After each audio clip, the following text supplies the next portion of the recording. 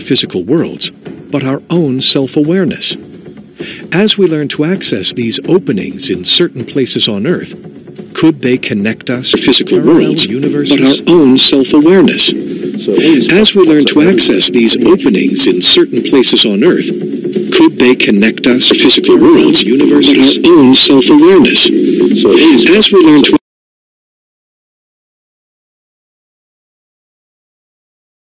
they'll say, there it is, it's over there.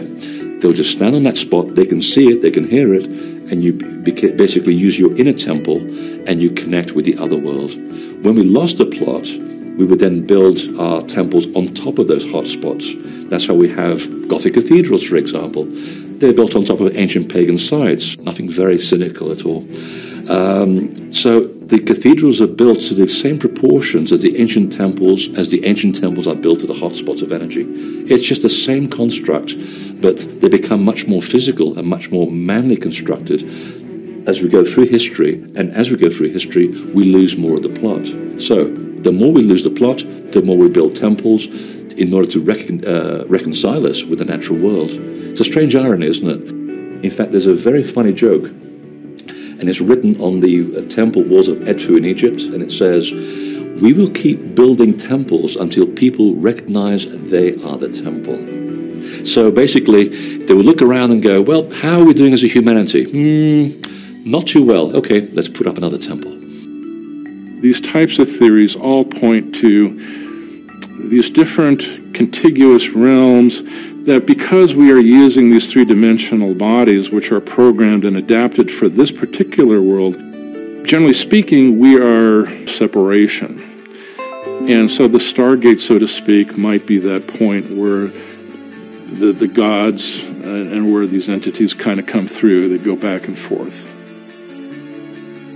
Could current military complexes, entities, and ancient gods have the understanding to use these stargates to travel to other dimensions? And if so, how does this knowledge help us understand what exists in our own reality and the use of portals to greater dimensions? We search for portals. The spiritual, earnest seekers try to find such places. Scientists try to find patterns of energy that would suggest anomalies, possible openings. Because we're hoping to reach a place beyond our understanding. We have ordinary knowing.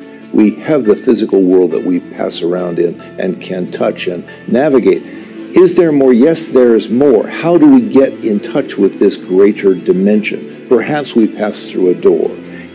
The actual work to find something of a physical nature, that's another matter. Could that other matter be entrances to another existence right below our feet? What became of the gods? I'm not sure I can answer that question. Maybe that the survivors, the ones that could still be alive in our solar system, live underground on Earth. Up next, could the gods still be among us, but in another reality, deep underground?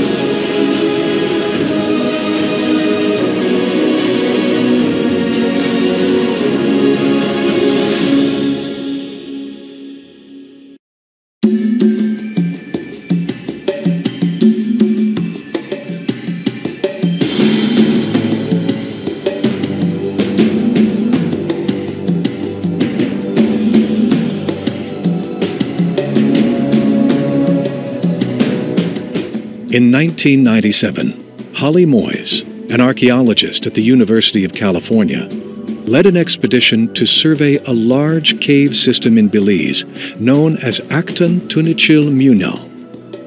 As they followed a bizarre complex of chambers 3 miles into the earth, they discovered thousands of offerings to ancient gods, including the skeletal remains of thousands of human sacrifices, and tools and ceramics made from the semi-precious stone obsidian.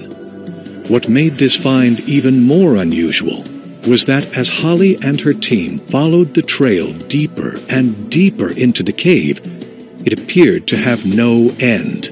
Where would it ultimately lead to?